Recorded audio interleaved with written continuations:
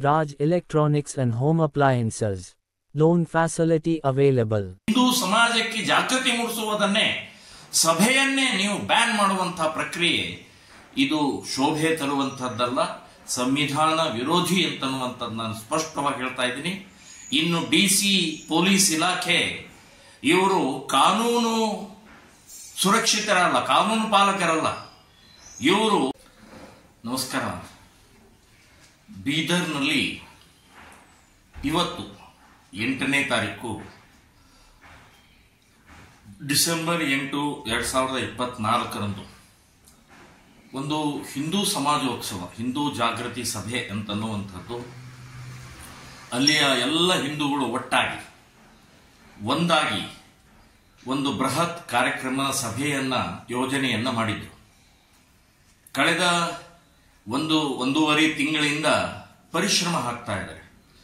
ಹಳ್ಳಿ ಹಳ್ಳಿಗೆ, ಗ್ರಾಮ ಗ್ರಾಮಕ್ಕೆ ಹೋಗಿ ಜಾಗೃತಿ ಸಭೆಯನ್ನ ಮಾಡಿ ಈ ಬೀದರ್ ನಗರದ ಸಭೆ ಯಶಸ್ವಿ ಮಾಡೋಗೋಸ್ಕರ ಎಲ್ಲ ಕಡೆಗೆ ಪ್ರವಾಸ ಮಾಡಿ ಖರ್ಚು ವೆಚ್ಚವನ್ನು ಮಾಡಿ ಶಾರೀರಿಕ, ಮಾನಸಿಕ, ಆರ್ಥಿಕವಾಗಿ ಪರಿಶ್ರಮ ಹಾಕಿದ್ದಾರೆ.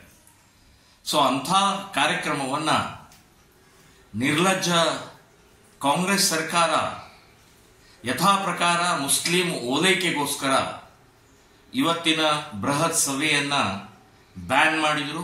144 ಹಾಕಿದ್ದಾರೆ. ಅದಲ್ಲದೆ ನನ್ನನ್ನು ಸೇರಿಸಿ, ನಾನು ಪ್ರಮೋದ್ ಮುತಾಲಿಕ್, ಶ್ರೀರಾಮ್ ಸೇನೆ ರಾಷ್ಟ್ರೀಯ ಅಧ್ಯಕ್ಷನನ್ನು ಸೇರಿಸಿ, ಮಾಧವಿ ಲತಾ, ದುರ್ಗೆಯ ಅವತಾರ ಆದಂಥ, ಹಿಂದೂ ಸಮಾಜಕ್ಕೆ ಬಹಳ ದೊಡ್ಡ ಆಧಾರ ಆದಂಥ ಓವೈಸಿ ಅನ್ನುವಂಥ ಒಬ್ಬ ದೇಶದ್ರೋಹಿಯ ವಿರುದ್ಧ ಇಲೆಕ್ಷನ್ನಲ್ಲಿ ನಿಂತಂಥ ಒಬ್ಬ ಮಹಿಳೆ, ಧೀರ ಮಹಿಳೆ ಮಾಧವಿ ಲತಾ ಅವರು ಕೂಡ ಈ ಕಾರ್ಯಕ್ರಮಕ್ಕೆ, ಇವತ್ತಿನ ಕಾರ್ಯಕ್ರಮಕ್ಕೆ ಬರೋರಿದ್ರು. ಪೂನಾದಿಂದ ಇನ್ನೊಬ್ಬ ಮಹಿಳೆ, ಅತ್ಯಂತ ಪ್ರಖರ ವಾಗ್ಮಿಯಾದಂಥ, ಹಿಂದೂ ಸಮಾಜವನ್ನು ಜಾಗೃತಿ ಮೂಡಿಸ್ತಾ ಇರುವಂಥ, ಸೊ ಆ ಮಹಿಳೆ ಕೂಡ ಇವತ್ತಿನ ದಿನದಲ್ಲಿ ಬರೋರಿದ್ರು. 3 ಜನರಿಗೆ ಇವತ್ತು ಬ್ಯಾನ್ ಮಾಡಿದ್ದಾರೆ. ಬೀದರ್ ಜಿಲ್ಲಾ ಪ್ರವೇಶ ನಿಷೇಧವನ್ನು ಮಾಡಿದ್ದಾರೆ. ಡಾಕ್ಟರ್ ಅಂಬೇಡ್ಕರ್ ಸಂವಿಧಾನಕ್ಕೆ ಅಪಮಾನವನ್ನ ಮಾಡಿದ್ದಾರೆ. ಡಾಕ್ಟರ್ ಅಂಬೇಡ್ಕರ್ ಈ ದೇಶದ ಪ್ರತಿಯೊಬ್ಬ ನಾಗರಿಕನಿಗೆ ವಾಕ್ ಸ್ವಾತಂತ್ರ್ಯವನ್ನ ಕೊಟ್ಟಿದ್ದಾರೆ. ಆ ವಾಕ್ ಸ್ವಾತಂತ್ರ್ಯವನ್ನ ಡಿಸಿ, ಎಸ್ಪಿ ಅವರು ಇವತ್ತು ಹೀನಾಯವಾಗಿ, ಅದನ್ನ ಅಸಹ್ಯವಾಗಿ ಇವತ್ತು ಅವಮಾನವನ್ನ ಮಾಡಿದ್ದಾರೆ. ಸೊ ಈ ರೀತಿಯ ಬ್ಯಾನ್, ನಿರ್ಬಂಧನೆ ಮಾಡುವಂತಹ ರೋಗ ಈ ರಾಜಕೀಯ ವ್ಯಕ್ತಿಗಳಿಗೆ ಅಂಟುಕೊಂಡಿದೆ.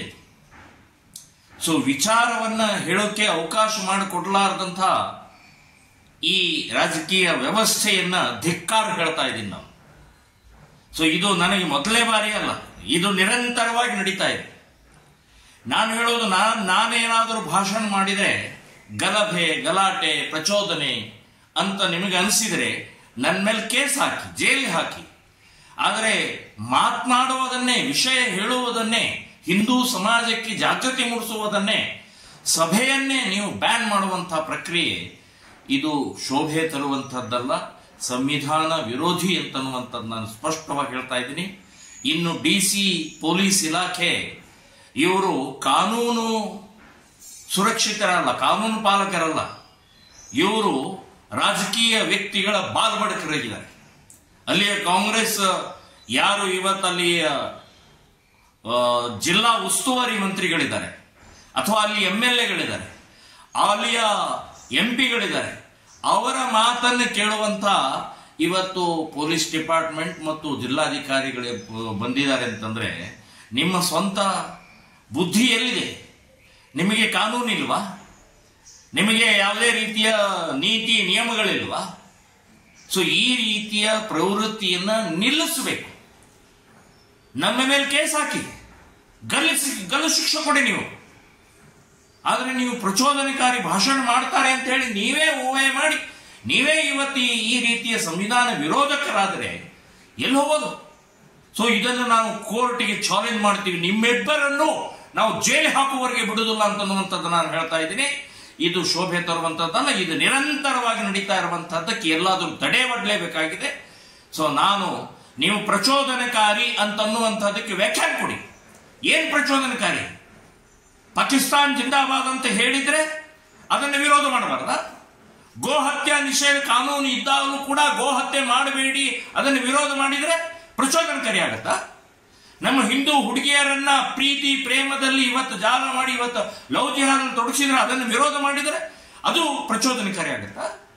ಸೊ ಈ ರೀತಿಯ ದೇಶದ ಹಿತಕ್ಕೋಸ್ಕರ ಜಾತಿ ಮತ ಪ್ರಾಂತ ಭಾಷೆ ಪಕ್ಷ ಭೇದ ಇಲ್ಲದೆ ನಾವೆಲ್ಲ ಹಿಂದೂ, ನಾವೆಲ್ಲ ಒಂದು ಭಾರತ ಮಾತೆಯ ಮಕ್ಕಳು ಅನ್ನುವಂತ ಆ ವಿಚಾರಧಾರೆ ಹೇಳಕ್ ಕೂಡ ನೀವು ತಡೆ ಒಡ್ತೀರಿ ಅಂತಂದ್ರೆ ನೀವು ಜಾತಿವಾದಿಗಳು, ನೀವು ಕೋಮುವಾದಿಗಳು, ನೀವು ದ್ರೋಹಿಗಳು ಅಂತನ್ನುವಂಥದ್ದು ನಾನು ಹೇಳ್ತಾ ಇದ್ದೀನಿ. ಸೊ ಇದನ್ನು ನಾವು ಕೋರ್ಟಿಗೆ ಚಾಲೆಂಜ್ ಮಾಡ್ತೀವಿ ಅಷ್ಟೇ ಅಲ್ಲ, ಇಡೀ ಸಮಾಜಕ್ಕೆ ನಿಮ್ಮ ಏನು ನೀತಿ ನಿಯಮ ಬಾಲು ಬಡಕತನ ಇದೆಯಲ್ಲ ಇದನ್ನು ಬಟ್ಟ ಬಯಲ ಮಾಡ್ತೀವಿ ಅಂತನ್ನುವಂಥದ್ದು ಈ ಸಂದರ್ಭದಲ್ಲಿ ಹೇಳ್ತಾ ಇದ್ದೀನಿ.